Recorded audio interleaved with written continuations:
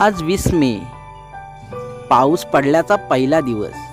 यापूर्वी सुद्धा पाऊस पडून गेला, पण आज इतका रिमझिम पाऊस आणि भरून गेलेली डबकी, यामुळं कोकणचा निसर्ग फारच खुलून दिसत होता. आकाशातून डोंगराला भिडणारे ढग आणि नदीचा प्रवाह थोडासा वाढलेला दिसतोय. त्यातूनच देवरुख संगमेश्वर रोडवरून प्रवास करताना थंडगार हवा अतिशय झुळूक देऊन चेहऱ्यावरून निघून जाते. आणि हाच आनंद आज आपण या व्हिडिओच्या माध्यमातून बघणार आहोत. तरी व्हिडिओ शेवटपर्यंत बघा आणि चॅनलवर नवीन असाल तर लाईक, शेअर आणि सबस्क्राईब करायला विसरू नका. नमस्कार मित्रांनो, मी आदित्य आणि परत एकदा एका नवीन व्हिडिओमध्ये तुमच्या सगळ्यांचं स्वागत करतो. मित्रांनो, पहिला पाऊस पडायला सुरुवात झालेली आहे आणि आज तारीख आहे 20 मे आणि शुक्रवारच्या दिवशी पाऊस पडायला लागलेला आहे. एकदा पूर्वी पण पाऊस पडून गेला, पण आज जो पाऊस पडला तो त्या दिवसापेक्षा जास्त होता. थोडंसं पाणी झालेलं आहे आणि गारवासुद्धा सुटलेला आहे. मित्रांनो, पहिला पाऊस म्हटलं की आठवण येते ती शाळेची. शाळेतील पुस्तकं, वह्या यांची तजवीज करणं आपली पूर्वी अशी मुलं करायची, पण आता ती मजा राहिलेली नाही आहे. पण तरी पण सुद्धा आपल्या कोकणामध्ये जी मजा आहे पावसामध्ये ती कायम तशीच राहते. मित्रांनो, आता आपण देवरुख स्टँडवर आहोत आणि तुम्ही आजूबाजूला बघाल की पाणी तुम्हाला दिसेल आणि हे पाणी पावसाचं आहे आणि ह्या लाल पऱ्या लागलेल्या आहेत. देवरुखचं स्टँड आता पूर्वीपेक्षा अतिशय सुंदर केलेलं आहे. गर्दी तुम्हाला दिसेल आणि आता आपण संगमेश्वरच्या दिशेने जातो आहे आणि तुम्ही बऱ्याच जणांकडे छत्र्या दिसतील तुम्हाला. आणि हा पाऊस आजपासूनच सुरू झाला असं म्हणायला हरकत नाही. बऱ्याच जणांनी छत्र्या आणलेल्या नाहीत, ते सुद्धा भिजत जात आहेत, पावसाचा आनंद घेत आहेत. आणि हे आहे देवरुखचं मार्केट. हा मेन रोड आहे जो स्टँडवर जातो आणि आता आपण संगमेश्वरच्या दिशेने जातो आहे. तुम्ही पाणीसुद्धा बघाल, म्हणजे पाऊस रिमझिम पडला असला तरी डबकी तुम्हाला भरलेली दिसतील. आणि इथून आपण चाललो आहे तो देवरुखचा आतमधला जो एंट्री मारल्याच्या नंतर मेन देवरुख रोड आहे, हा शिवाजी चौकामध्ये आपण आलेलो आहोत आणि आता आपण पुढे संगमेश्वरच्या दिशेने जाणार आहोत.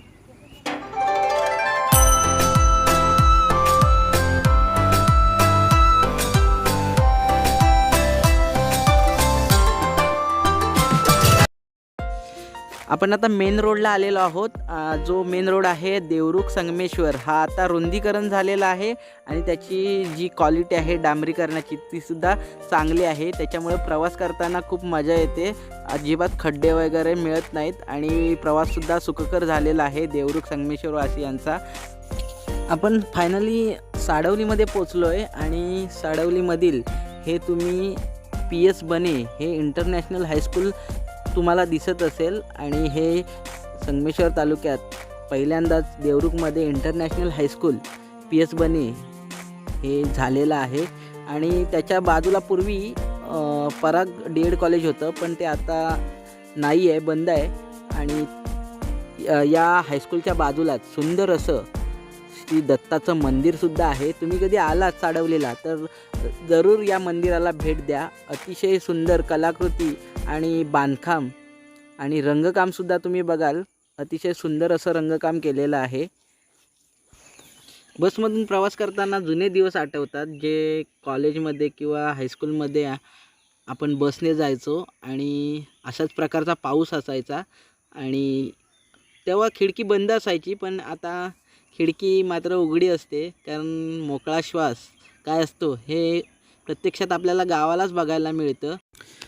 मुंबईमध्ये ज्याप्रमाणे जुहू, त्याच्यानंतर पेड्डार रोड अशी जी महत्त्वाचे एरिया मानले जातात, तसंच संगमेश्वरात तुम्ही किंवा देवरुखात बघितलात तर कोसुम ते साडवली या दरम्यान बरेचशा तुम्हाला बंगलो दिसतील. आणि हा एरिया अतिशय सुंदर आहे आणि इथे मॉल पण नवीन तयार झाला आहे आणि जे MIDCचा एरिया आहे तो सुद्धा इथेच आहे. त्याच्यामुळं ह्या एरियाला खूप प्राधान्य आहे देवरुखमध्ये. हा तुम्ही बघाल, हा जो मॉल आहे हा लेझर मॉल आहे. आताच नवीन तयार झालेला आहे आणि इथे चित्रपटगृहसुद्धा आहे, जे कॉलेजचे तरुण तरुणींसाठी हा खास आकर्षणाचा विषय आहे. तुम्हाला या रोडने जाताना 2-3 कंपन्या सुद्धा दिसतील. ॲडलर असेल, त्याच्यानंतर ही जयवंत असेल. अशा प्रकारे हा MIDCचा सुद्धा परिसर आहे. त्याच्यामुळं साडवली हे अतिशय औद्योगिक आणि विकसित झालेलं आहे. ही जी कंपनी आहे ही ॲडलर आहे. अशा प्रकारे तुम्हाला या 2 कंपन्या दिसून येतील आणि त्याच्यानंतर आपण जो एंट्री मारतो तो कोसुम गावामध्ये एंट्री मारतो. आता थोड्याच वेळात कोसुम गाव लागेल आहोत. तुम्ही गर्दी बघाल, कारण मे महिन्याचा एंडिंग चालू आहे. अजूनसुद्धा चाकरमानी असतील किंवा जे सुट्टीला आलेले आहेत ते अजून गावीच आहेत. त्याच्यामुळं तुम्हाला दिसतंय थोडीशी गर्दी बसमध्ये सुद्धा. आणि इथून परत निघालेला आहे कोसुममधून आणि आता आपल्याला घाट उतरायचा आहे, तो करंबेळचा. कोसुम संपल्याच्या नंतर लगेच करंबेळचा घाट सुरू होतो. आपल्याला आता खाली उतरायचं आहे ते संगमेश्वरला जाताना. आणि हे लेफ्ट साईडला ताम्हाण्याकडे जाणारा रोड आहे. इकडे आतमध्ये सुद्धा गावे आहेत. आणि आता आपण खाली उतरणार आहोत संगमेश्वरला जाण्यासाठी. आणि आता सुंदर असा घाट, करंबेळचा घाट आहे आणि तो उतरून आपल्याला खाली जायचं आहे.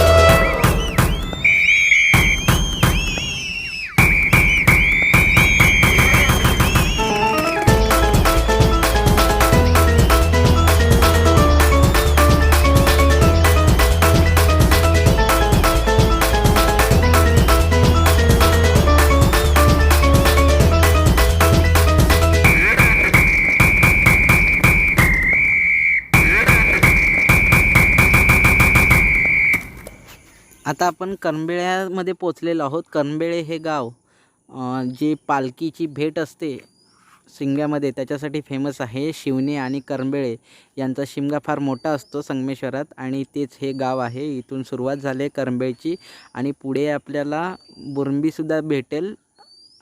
आणि हा एक सुंदर बंगला आहे, त्याच्यासाठी मी हा टिपलेला आहे. जेव्हा आपण जातो देवरुख रोडवरून तेव्हा हा जो बंगलो आहे तो अतिशय आकर्षण करणारा आहे.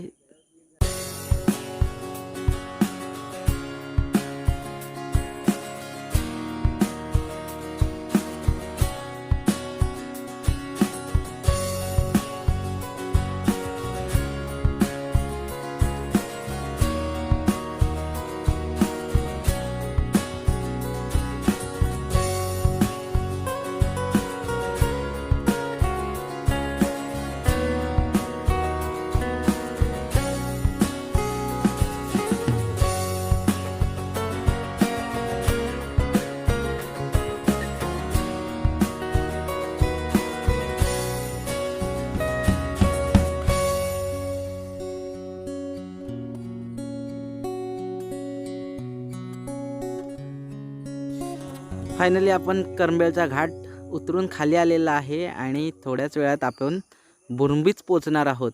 आता तुम्हाला बुरंबीचा हायस्कूल दाखवतो. कोण असतील बुरंबीवाले त्यांनी जरूर कमेंट करा. आणि अतिशय सुंदर असं हायस्कूल अजून एक आपल्याला बघायला मिळणार आहे, ते म्हणजे बुरंबीचा हायस्कूल. माझे मित्रसुद्धा इथे होते, त्यांचंच हायस्कूल आज आपण पाहणार आहोत. हे अतिशय सुंदर असं मध्यावर आहे देवरुख आणि संगमेश्वरच्या. त्याच्यामुळे देवरुख आणि संगमेश्वर येथील दोन्हीही गावातील मुलं इथे येतात शिकण्यासाठी.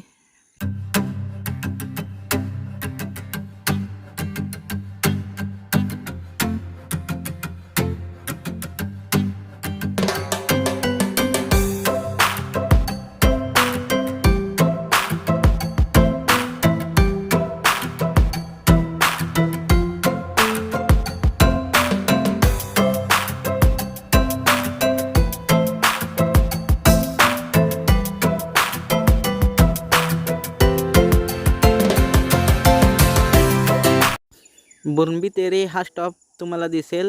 इथे तेरेसुद्धा गाव आहे. उजव्या बाजूला वरती जायला आहे तेऱ्यामध्ये, आणि हे बोरंबी आहे आणि हा बोरंबीचा स्टॉप आहे. तुम्हाला इथे रिक्षा वगैरे दिसतील तेऱ्यामध्ये जाण्यासाठी असतात किंवा इतर गावांमध्ये जाण्यासाठी इथे रिक्षा लागतात. महत्त्वाचं ठिकाण आहे बोरंबीसुद्धा. आणि इथूनच आपण आता पुढे सरकणार आहोत. इथून संगमेश्वर जवळजवळ 3-4 किलोमीटर राहिलं असेल आणि मध्ये लोवले हा गाव लागेल आपल्याला, आणि त्याच्यानंतर लोवल्याच्या आधी मयूरबाग लागेल आणि जिथे आमच्या सरांचं घर आहे. आणि ते फायनली आपण संगमेश्वरला पोचलेलो आहोत आणि हे आपलं सुंदर असं मारुतीचं मंदिर आहे आणि त्याच्या पलीकडंच आपल्याला आता लगेच संगमेश्वर स्टँडसुद्धा दिसेल. आणि अशा प्रकारे तुम्हाला हा प्रवास कसा वाटला आणि पहिला दिवस पावसाचा कसा वाटला हेही तुम्ही नक्की कळवा. आणि अशाच प्रकारे चॅनल सबस्क्राईब करत राहा आणि व्हिडिओ बघत राहा. धन्यवाद.